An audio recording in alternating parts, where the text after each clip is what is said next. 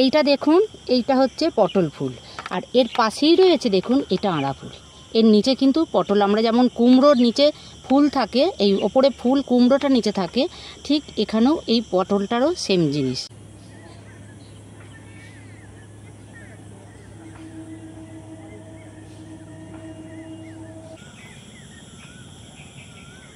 নমস্কার বন্ধুরা, স্বর্ণ সংসারে তোমাদের সকলকে স্বাগত জানিয়ে আবারও একটা নতুন ভিডিও নিয়ে তোমাদের সামনে হাজির হয়েছি। আজকে আমি পলতা পাতা দিয়ে দারুণ একটা তোমাদেরকে রেসিপি করে দেখাবো।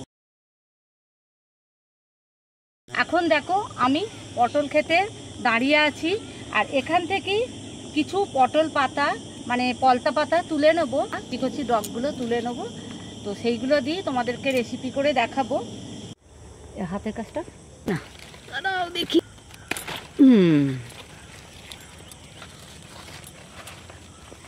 আরও কিছু পাতা কেটে নেব। নিয়ে এসো ক্যামেরা আমার কাছে। এই যে এই ফুলটা দেখো, এর নিচে কিন্তু পটল নেই, এইটা হচ্ছে আঁড়া ফুল। এই যে এইটা আঁড়া ফুল, তো এইখান থেকে এই ডগটা আমি কেটে নেব।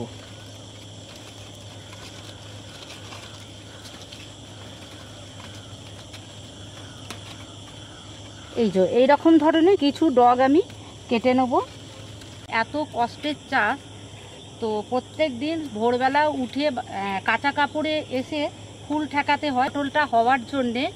তারপরে এখানে ঘাস থাকলে হবে না, জমি সবসময় পরিষ্কার করে রাখতে হয়। তারপরে পটলটা বড় হলে বাজারে নিয়ে গিয়ে তারপরে চাষিরা এখান থেকে কিছু পয়সা পায়। পটল জমিতে এসছি, পটল তুলবো না তা কখনো হয়? অনেকগুলো পটলও তুলেছি, ব্যাগে ভরে নিই পটলগুলো। আর দেখো কত বড় বড় সাইজ টাটকা পটল, খুব সুন্দর। এইগুলো না ভাজা খেতে খুব ভালো লাগে। পলতা পাতাগুলোকে ধুয়ে পরিষ্কার করে নিয়েছি। এবার পলতা পাতাগুলোকে ওই ডাঁটা থেকে আলাদা করে নেব একটা একটা করে।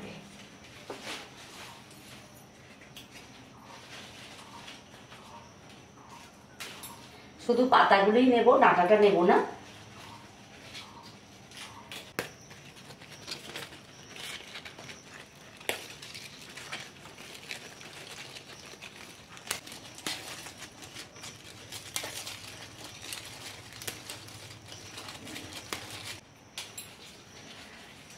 তোমরা তো সকলেই জানো চাষিরা যেভাবে খরচা করে জমির পিছনে, তারপরে পরিশ্রম করে, তো সেই হিসাবে কিন্তু চাষিরা যখন ফসলগুলো বিক্রি করে পয়সা সেইভাবে পায় না।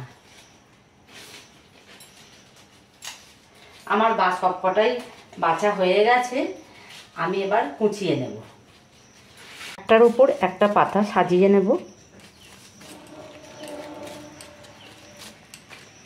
তাহলে আমার সরু সরু করে কুচাতে সুবিধা হবে।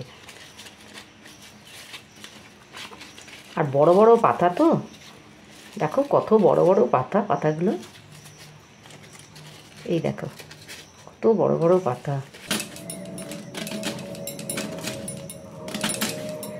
এইভাবে সরু সরু করে কুচিয়ে নিয়েছি, এটা প্লেটে নিয়ে নিচ্ছি।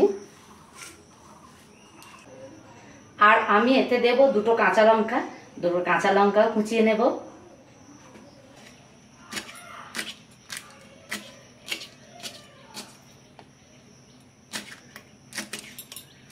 আর এই পলতা পাতাকে অনেক রকম ভাবেই খাওয়া যায়।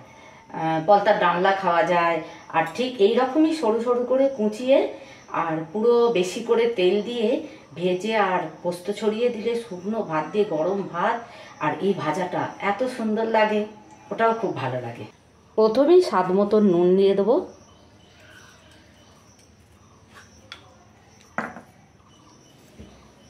এখানে এই 3 চামচের মতন বেসন আছে, সেই বেসনটা আমি দিয়ে দেবো, সবটাই দিয়ে দেবো এখানে।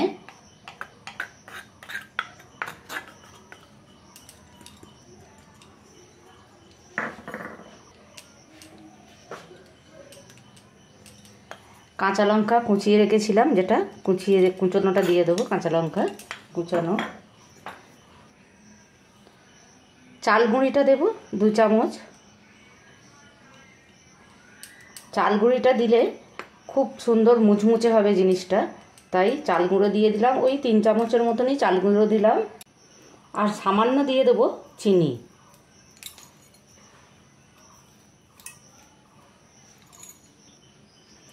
আর সব শেষে দিয়ে দেবো ঘরের তৈরি হলুদ। সামান্য জল আঁচড়া দিয়ে মেখে নেবো, অল্প অল্প জল দিয়ে। চাল গুঁড়োটা দিলে খুব মুচমুচে হবে। অনেকে আবার বেসন না দিয়ে পুরো চাল গুঁড়ো দিয়েও করা যায়। আর আমি এখানে 2টো কাঁচা লঙ্কা দিয়েছি, কারণ আমাদের ঝালের পরিমাণটা কম খাওয়া হয়। এবার কেউ যদি করো, যার যেমন ঝাল খাও সেইভাবে ঝালটা দিয়ে নেবে। আর এইভাবে তৈরি করলে খুব সুন্দর খেতে হয়, একদম মুচমুচ করবে।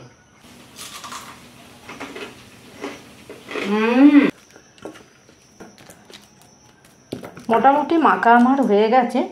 আমি ওই 10-15 মিনিট মতন একটু ঢাকা দিয়ে রেখে দেব। 15 মিনিট হয়ে গেছে। আমি এবার গ্যাসের মধ্যে কড়াটা বসিয়ে দিয়েছি।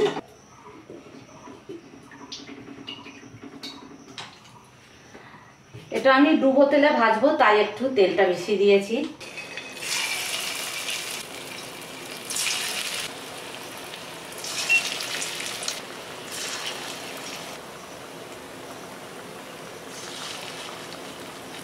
এই বড়াগুলো অনেকক্ষণ সময় নিয়ে ঝিম আছে যদি ভাজা হয়, তাহলে ভেতর পর্যন্ত ভাজাও হবে আর খুব সুন্দর মুচমুচে হবে।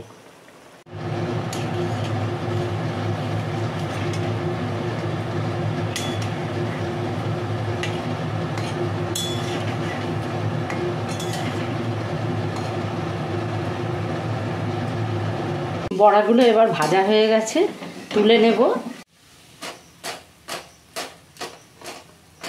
আওয়াজ শুনেই বুঝতে পারছো কতটা মুচমুচে হয়েছে। তেলটাকে ঝরিয়ে নিয়ে অন্য একটা প্লেটে ঢেলে নেব। বাকি বড়াগুলো রয়েছে, সেই বাকি বড়াটাও ভেজে নেব।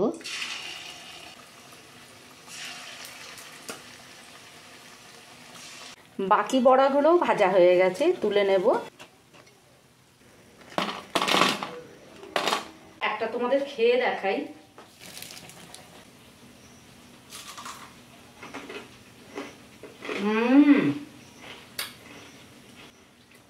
খুব সুন্দর মুচমুচে হয়েছে আর খেতেও খুব সুন্দর হয়েছে। ঝাল নুন সব ঠিক হয়েছে। আজকের রেসিপি যদি ভালো লাগে অবশ্যই পাশে থাকবেন। সুস্থ থাকবেন, ভালো থাকবেন, সাবধানে থাকবেন। আবার দেখা হচ্ছে নেক্সট ভিডিওয়। টাটা। মাঠে এলে কত রকমের কি দেখা যায়, আমরা বাজার থেকে কিনে খাই, সেগুলো সব তোরা টাটকা পাস।